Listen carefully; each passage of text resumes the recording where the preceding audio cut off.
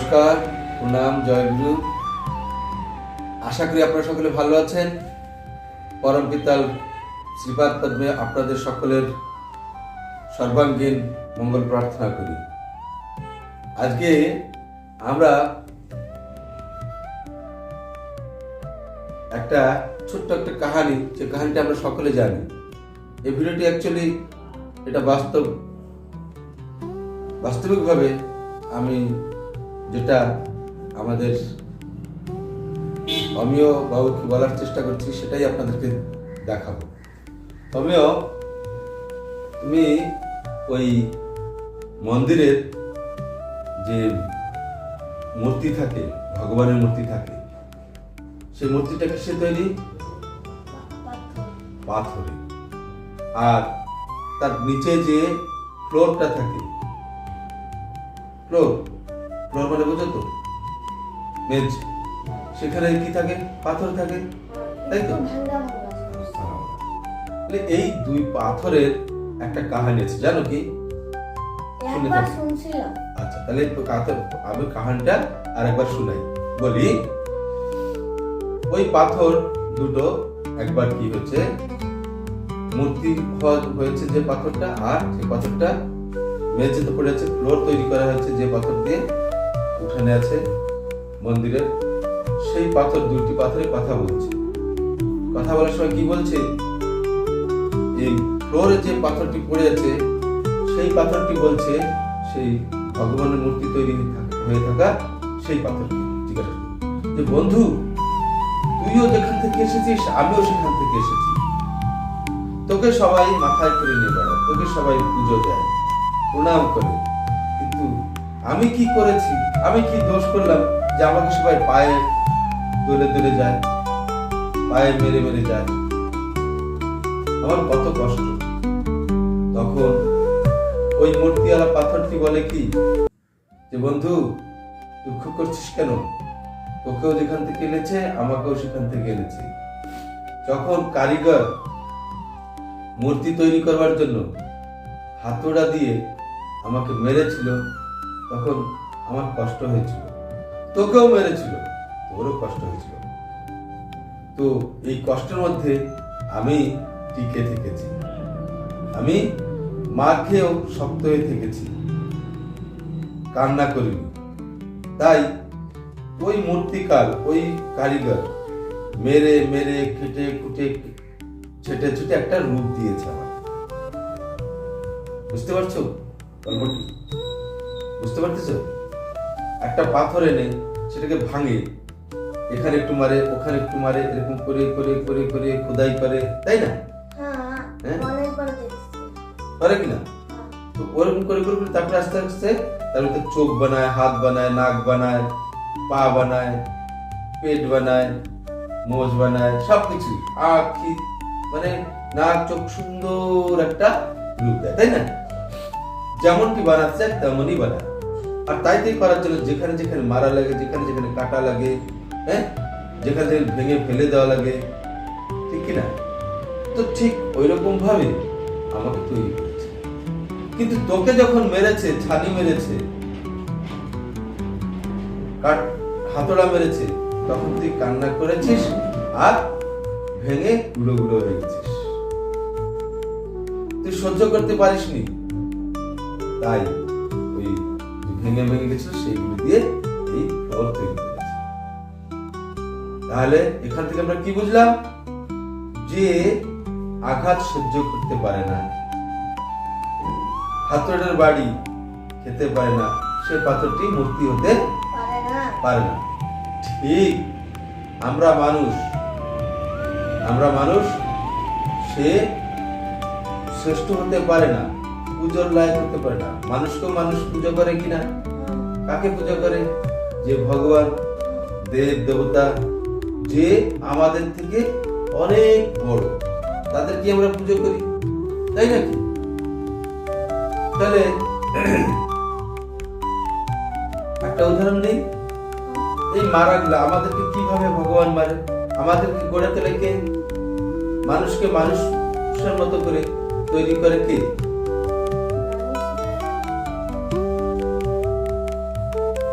মানুষকে একটা প্রকৃত মানুষ বা ভগবানের মতন মানুষ কে তৈরি ভগবান। করতে? যে ভগবান সেই তৈরি করতে পারে, যে সৃষ্টিকর্তা। সেই আমাদেরকে বানাতে পারে। তো সে যখন বানায় তখন কি হয়, কিভাবে বানায়? আমাদের এই দুনিয়ায় আমরা প্রথমে কাকে দেখি জন্ম হয়ে?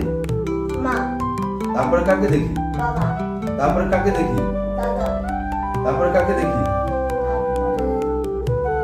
বন্ধু বান্ধব, আত্মীয় স্বজন, বড়রা, গুরুজনদেরকে চিনি, তাই না? পরিবারের আর সবাইকে চিনি, তাই তো?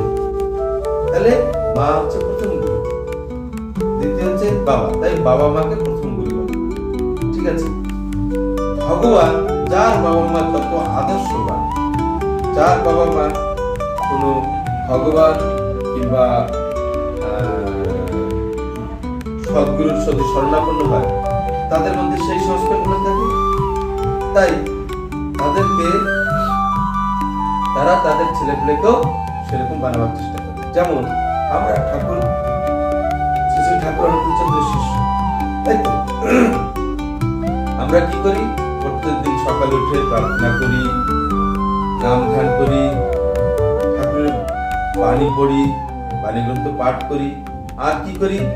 কীর্তন করি, ভজন করি, সৎসঙ্গে যাই, তাই তো? আর কি করি? ঠাকুরের যে বাণী পড়ি আমরা, সৎসঙ্গে গিয়ে যেসব কথাগুলো আমরা জানতে পারি সেইভাবে চলার চেষ্টা করি, তাই তো? তো ঠাকুর কি বলেছেন? প্রথমে আমরা কি বলি? শতানুজ্ঞতে কি বলি বলো তো? শতানুজ্ঞ, আমি আমি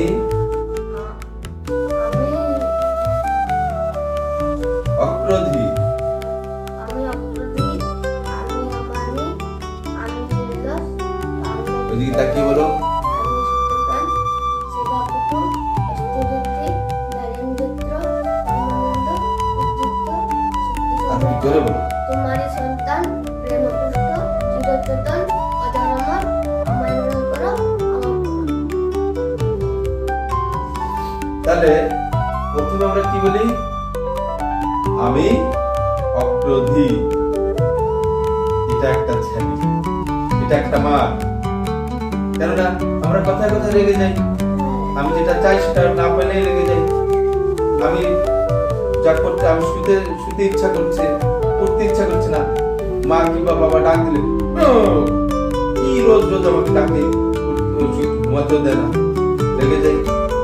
এই রাগ করা যাবে না। আর এটাই হচ্ছে ভগবানের হাতড়া। যখন বাবা মা রাগ করে, তখন নাড়তে চাই, রেগে যায়, তখন বাবা মা কি করে? রাগ করে, দরকার বলে পিটানো দেয়।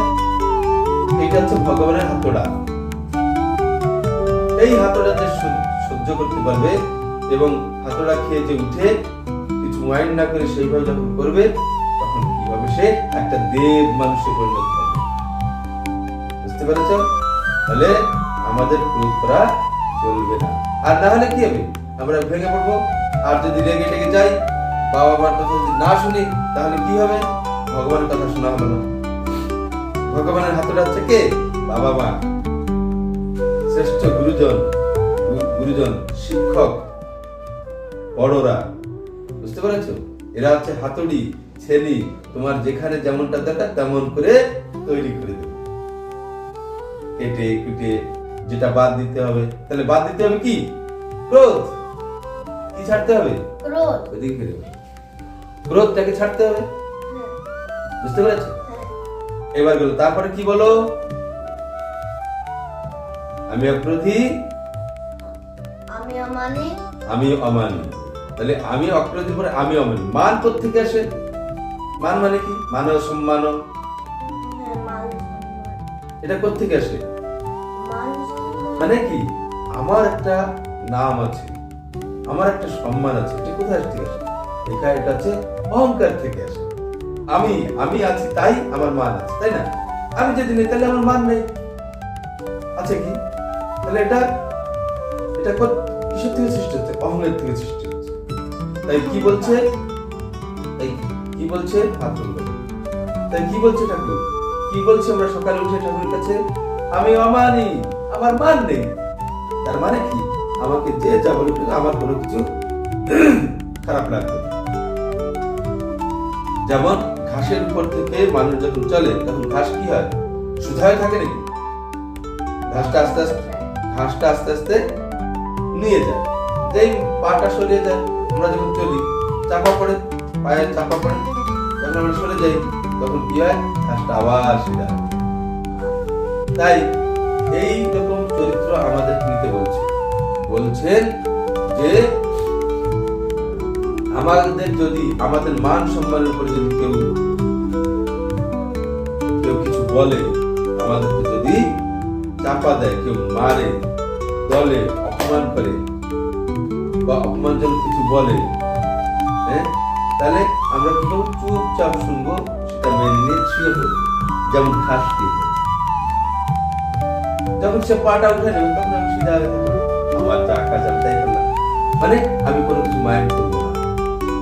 বলো, আমি অপ্রতি, আমি অমানি, আমি নিরলস। নিরলস মানে আমি অলস নয়।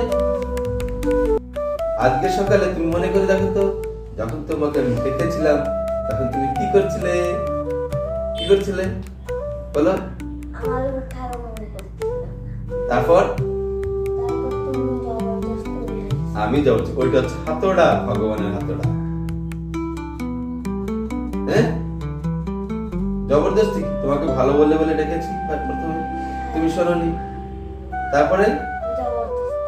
তারপরেও যদি তুমি না শুনতে তাহলে কি হতে? তারপরেও যদি না শুনতে, ওই মারটাই তো হাতড়া, তাহলে তুমি তোমার জীবনটা ভালো। আজকে যে সকালে উঠে প্রার্থনাটা করলে, সে প্রার্থনা করাতে তোমার মন, শরীর, স্বাস্থ্য, সকালে উঠলে শরীর স্বাস্থ্য ভালো হয়। এই ভালো হওয়ার থেকে তুমি কি হতে? দূরে থাকতে, ওই ঠিক পড়ে থাকা পাথরটার মতো হতে, সবাই পায়ে তুলে দেবে। ভবিষ্যৎটা তোমার খারাপ হবে, এরকম করে যদি থাকো তোমার ভবিষ্যৎটা খারাপ হবে, ভালো হবে না কিছু। আর যদি কথা শুনে শুনে ওঠো, তাহলে করো হও পাও। এখন কি বলছেন? করো হও পাও, করো তাহলে হবা, হলে পরে তুমি কিছু পাবা। ঠিক আছে? তাহলে ওই যে তুমি উঠতে চাচ্ছিলে না, কে ধরে রাখছিল তোমাকে? উঠতে কে মানা করছিল? তোমার অলস, তোমার আলসেমি তোমাকে উঠতে দিচ্ছিল না, তাই না? তোমার ঘুম, তাই নিদ্রা কে শত্রু বলে বলেছে যে যত কম ঘুমাবে সে তত বেশি কাজ করতে পারবে। ঠিক আছে? তাহলে আমাদেরকে নিরলস হতে হবে, মানে আমি অলস না। যেমন উঠতে বললে ওঠো, দাঁড়াতে বললে কিন্তু সিধা হয়ে দাঁড়ানো, বীরের মতো দাঁড়ানো, এগুলো কি? এগুলো হচ্ছে আলসেমি, দুর্বলতা। তাহলে এরকম হওয়া যাবে না। আর কি বলছো? আমি অপ্রতি, আমি অমানি, আমি নিরলস, কাম লোভ জিতবশী। কাম মানে কোনো কিছু চাওয়া, ইচ্ছা করা, এনজয় করতে চাওয়া। এই কামনা বাসনা বলে মনের ইচ্ছা পূরণ করা। মনে নানা রকমের ইচ্ছা আসে, যেমন আমরা এন্টারটেনমেন্ট করতে চাই, মনোরঞ্জন করতে চাই, এই কামনা বাসনা, এই হচ্ছে কাম। আর যখন আমরা কিছু চাই, যেরকম ঘুমিয়ে মজা নিতে চাই, ওটাও একটা বাসনা, ওটাও একটা এন্টারটেনমেন্ট। তাহলে ওই যখনই বাধা আসে তখন কি আসে? ক্রোধ আসে। যেমন আজকে সকালে এসেছিল তোমার ক্রোধ ছিল, বাধাপ্রাপ্ত কামই ক্রোধ। কামনা যেটা আমরা চাই আর তখন যা না, তখন পাই না, এবং তার যা বাধা, তাদের উপর আমরা এগিয়ে যাই। কাম, ক্রোধ, তারপর কি? জিতবশী। কাম এবং ক্রোধকে জিতবো। এই জিতবো কি করে? শ্রী বরদা বলেছেন, দীক্ষা নিয়ে নাম ধ্যান করলে আমাদের সমস্ত কোষগুলি কন্ট্রোল হয়। ক্রোধ ও লোভকে আমরা সহজেই নিয়ন্ত্রণ করতে পারি। ঠিক আছে? তাহলে নাম করতে হবে, ধ্যান করতে হবে। ঠিক আছে? তাহলে আমাদের এই ইচ্ছাগুলোকে, যেরকম গেম দেখার নেশা, ওটা একটা কামনা, ওটা একটা বাসনা, হ্যাঁ, মজা আসে, এন্টারটেনমেন্ট, এনজয় এনজয় করতে হয়, প্রকৃত এনজয় করতে হয়। ওগুলো এনজয় করলে তোমার লাভ কিছু নেই, তোমার সময় নষ্ট, তোমার মাথা নষ্ট, সব নষ্ট। ওই মাথাটা যদি ভালো কাজে লাগাও তাহলে সেক্ষেত্রে তুমি ভালো হবে। ঠিক আছে? কাম লোভ জিতে বসি, আমি ইষ্টপ্রাণ, আমি ইষ্ট, ইষ্ট আমার ইষ্ট কে? ভগবান। কে তোমার ভগবান? শ্রী শ্রী ঠাকুর অন্তিমচন্দ্র। তাহলে তাহলে ঠাকুরকে ভালোবাসতে হবে। আমি ঠাকুর প্রাণ, মানে ঠাকুর যা বলছেন আমি সেইভাবে চলার চেষ্টা করি। এইসব কথাগুলো ঠাকুর বলেছেন, এরকম ভাবে চলতে। ইষ্টপ্রাণ, সেবাপটু, মানে আমি ঠাকুরের সেবা করি, ইষ্ট সেবা করি, আমি বাবা মায়ের সেবা করি, পাড়া পড়শির সেবা করি, বন্ধু বান্ধবদের সেবা করি। তাহলে সেবাটা কি? পরে আরেকদিন যাতে মানুষের ভালো হয়, যাতে বাবা মা খুশিতে থাকে, যাতে আমার ঠাকুর আমার ইষ্ট খুশি হন আমি যা করি, আমার বন্ধুদের জন্য যা করলে তারা ভালো হয়, তাদের স্বাস্থ্য ভালো থাকে, তাদের মন ভালো থাকে, তারা খুশিতে থাকে, এইসবগুলি করা হচ্ছে সেবা। ঠিক আছে? সেবা পটু। আর এই সেবা করাতে যে যত দক্ষ, এক্সপার্ট, মাহির, মাস্টার, সে তত সেবাপটু। সেবাপটু। তারপর অস্থি বৃদ্ধি, তাই তো? কাম ক্রোধ, আমি অপ্রীতি, আমি অমানি, আমি নিরলস, কাম লোভ জিত বসি, আমি ইষ্টপ্রাণ, সেবাপটু, অস্থি বৃদ্ধি। অস্থি মানে, অস্থি মানে আমাদের মধ্যে,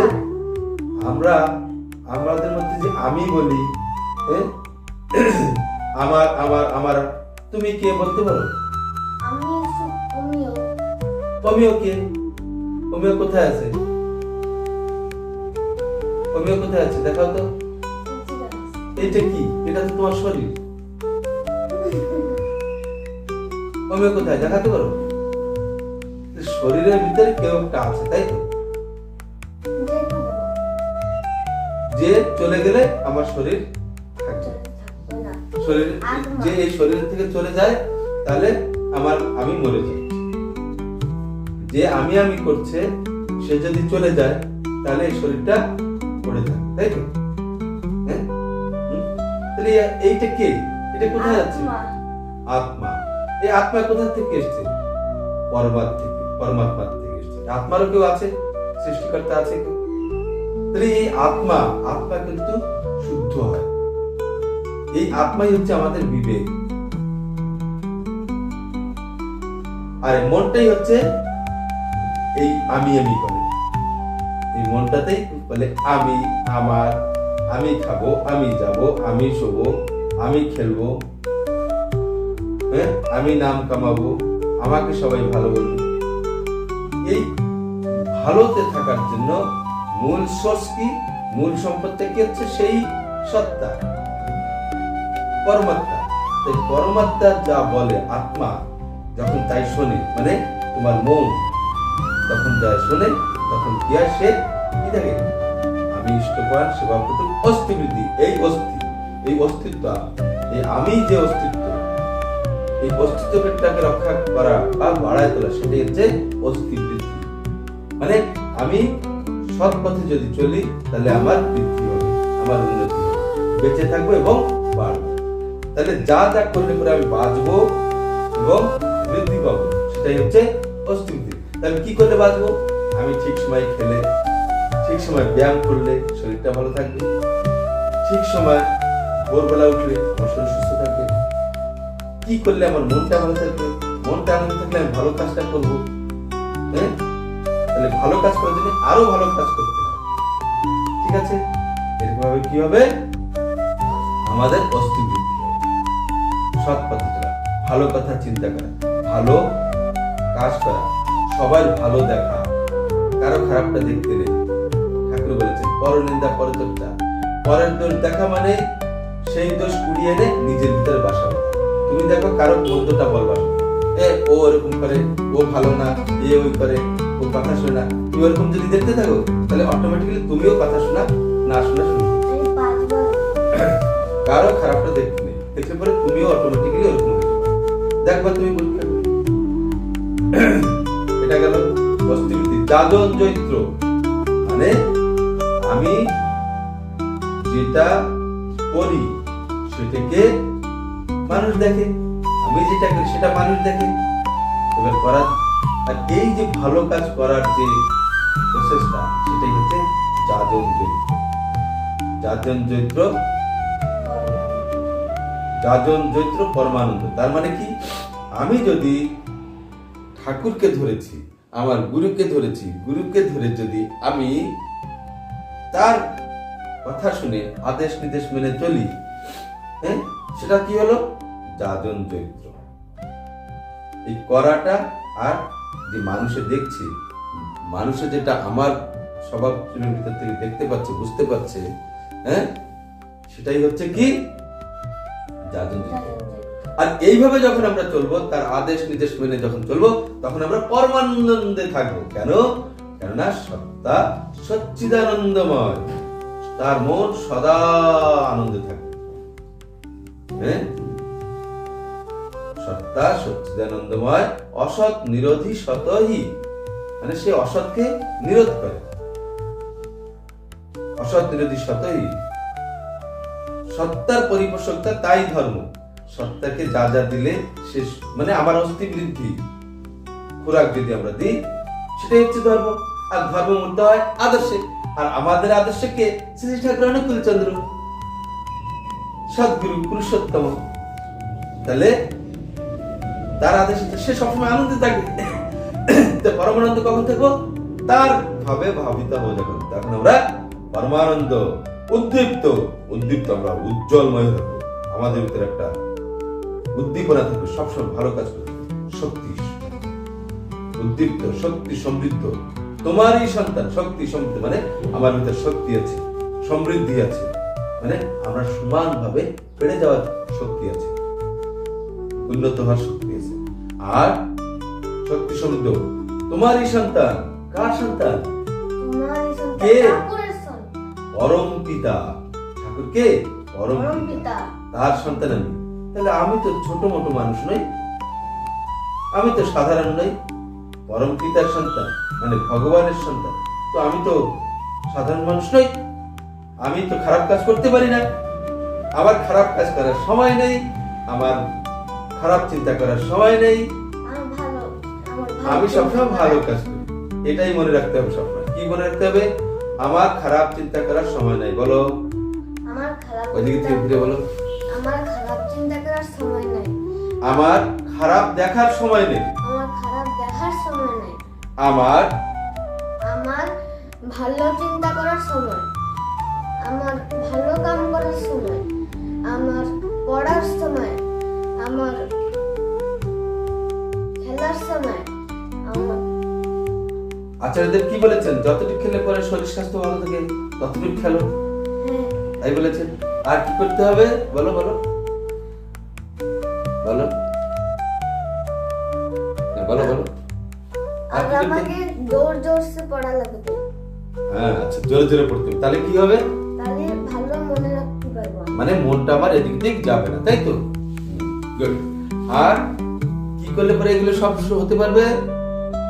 বাবা মায়ের কথা শুনতে হবে না শুনতে হবে না? বাবা মার কথা শুনতে হবে। ঠাকুর কি বলেছেন? পিতায় শ্রদ্ধা, মায়ে টান, সেই ছেলে হয় সাম্য প্রাণ। তাহলে পিতাকে শ্রদ্ধা করা মানে কি? তার কথা সুন্দরভাবে শোনা, যা যা বলেন ঠিক তাই করা, সেখানে তর্ক বিতর্ক না করা, তাই তো? হ্যাঁ। আর পিতায় শ্রদ্ধা, মায়ে টান মানে মার প্রীতি টান, সাম্য প্রাণ। মায়ের টান মানে কি? মার কষ্ট, মার আনন্দ, মার কষ্ট দেখতে পারে না। মার যদি একটু ব্যথা লাগে, ছেলের মন কেঁদে ওঠে, সে নিজে কষ্ট পায়। মার যদি কষ্ট হয় তাহলে তারও কষ্ট হয়। মা খুশি হলে সে খুশি হয়ে যায়। এটাকে বলে মায়ের টান। মার খুশির জন্য সবকিছু করা। আর সব থেকে মাতৃভক্ত মায়ের টান কার ছিল বেশি? শিশু ঠাকুর অনুকূল চন্দ্র। তিনি মাতৃভক্ত ছিলেন, মার কথা যা বলতো তাই। মার কথা কোনোদিন অমান্য করতো না। অমান্য তো করা দূরের কথা, মা যদি একটা মজা করেও কোনো কথা বলতো সেটাকেও সত্যি করে সত্যি ভাবে মেনে নিত। ঠিক আছে না? তার কথা পরে বলবো। আর আর কি করতে হবে? আর ভালোভাবে পড়াশোনা করতে হবে। ভালোভাবে যা বলেছে, কি বলেছেন ঠাকুর? দীক্ষা নিয়ে নাম ধ্যান করতে হবে, সবসময় নাম জপ করতে হবে, তাহলে সব বিপদ আপদ কেটে যাবে। ভয় করা যাবে না। কিন্তু আমার অন্ধের থেকে ভয় পাবো কেন? তুমি ঠাকুরের চিন্তা করবে, ঠাকুরের নাম ধ্যান করলে তাহলে নির্ভয় পাওয়া যায়। কি? ঠাকুরের নাম করলে নির্ভয়। ঠাকুরের উপরে ভরসা করতে হয়। ঠাকুর সবসময় আছে তোমার সঙ্গে, এটাই বলি। ঠিক আছে? তো আজকের লেসন ভালো লেগেছে? হ্যাঁ, তাহলে আজকে থেকে কি করবে? তুমি কি হবে? তুমি ক্রোধ করবে না, তাই তো? আর কি করবে না? আমি অক্রোধী, আমি অমানি। আমি ক্রোধ করব না। আর আমি অমানি, কেউ যদি কোনো ছেলেরা যদি তোমাকে চিড়ায় তাহলে রাখবে না, মাইন্ডে রাখবে না, তাই তো? হ্যাঁ, ঘাসের মতো নরম হয়ে থাকবে, চুপ করে থাকবে। যখনই সে একটু চলে যাবে আবার সিধে যাবে। মানে আমার উদ্দেশ্য ঠিক আছে, ঠিক আছে? আমি অক্রোধী, আমি অমানি, আমি নির্লজ্জ, আলসেমি করা যাবে না, এটা মনে রাখতে হবে সবসময়। বলছো তো? আলসেমি করবে না তো? বলো। এই যে আমি পড়া না করতে চাই, কারো কি কিছু বললে করতে ইচ্ছা করে না, এটাও আলসেমি। মনে ইচ্ছা করে না, কথা বলতে ইচ্ছা করে না, বলার সঙ্গে সঙ্গে সবসময় অ্যাক্টিভ। ঠিক আছে? ঠিক আছে? আজকে এইটুক, সবাইকে বলো। ঠিক আছে বন্ধুরা? ঠিক আছে বন্ধুরা, আজকের জন্য একটু কি ভিডিও রাখছি। আরো সবাই শুনতেছে না? হ্যাঁ। বড়রা শুনতেছে, গুরুজনদেরকে কি বলবে?